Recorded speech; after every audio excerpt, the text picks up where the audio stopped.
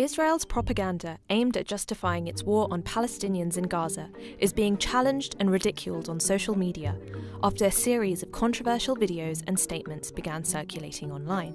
Following Israel's brutal raid of Gaza's Ash-Shifa hospital, many are finding its claims of Hamas operating a command centre under the hospital hard to believe.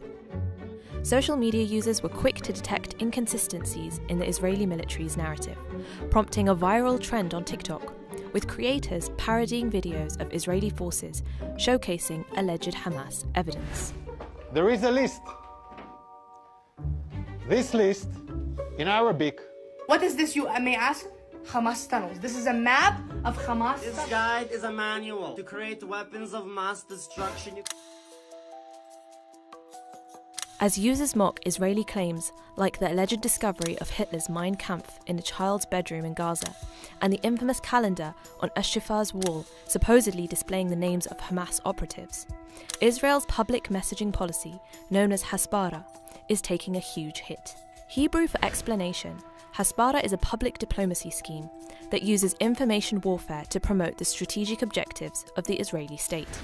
The Israeli narrative is presented as the only legitimate and reliable voice, as per Israel's promotion of itself as the only democracy in the Middle East, while Palestinian voices are presented as violent, anti-Semitic, and untrustworthy.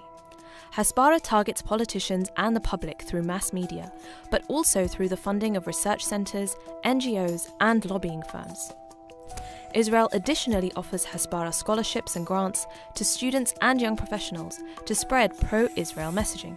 In 2017, the Israeli Strategic Affairs Ministry even sponsored an app, 4IL, aimed at combating anti-Israeli propaganda online. While Israel has been successful in convincing Western politicians and media agencies of their narrative, they are now facing a new challenge: the rising influence of a generation that has grown up with smartphones and social media. Generation Z, or Gen Z. Propaganda that would have been believed in the past is being challenged by tech-savvy youth who use social media networks as their search engines and news feeds. In fact, the abundance of pro-Palestinian messaging on TikTok forced the social media giant to deny allegations that its algorithms were deliberately promoting such content. TikTok pointed out that young people simply support Palestine much more than they do Israel. And the data backs it up. TikTok's Free Palestine hashtag has 25.5 billion views, in contrast with Stand With Israel's 440.4 million. Between Israel's increasingly ineffective misinformation campaign and the rise of Palestinian content creators and ordinary people using social media to directly document and share Israel's war crimes, young people are losing trust in legacy media. For instance, as part of a condition to access Gaza and report on Israel's ground invasion, CNN and other networks have agreed to allow the Israeli military to have final editorial say, prompting many to conclude that the news agencies on the ground are invariably compromised. By contrast, Palestinian journalists in Gaza, such as Mu'taz Azaiza, have gained almost 14 million followers on Instagram since October 7th.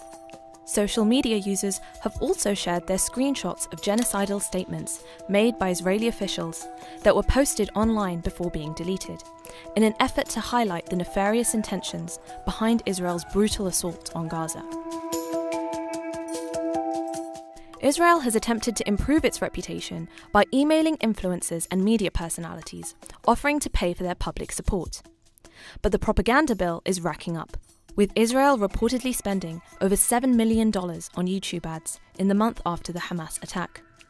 In November 2023, it was reported that US billionaires were being recruited to fund a media campaign, Facts for Peace, to boost Israel's image and demonize Palestinian resistance group Hamas.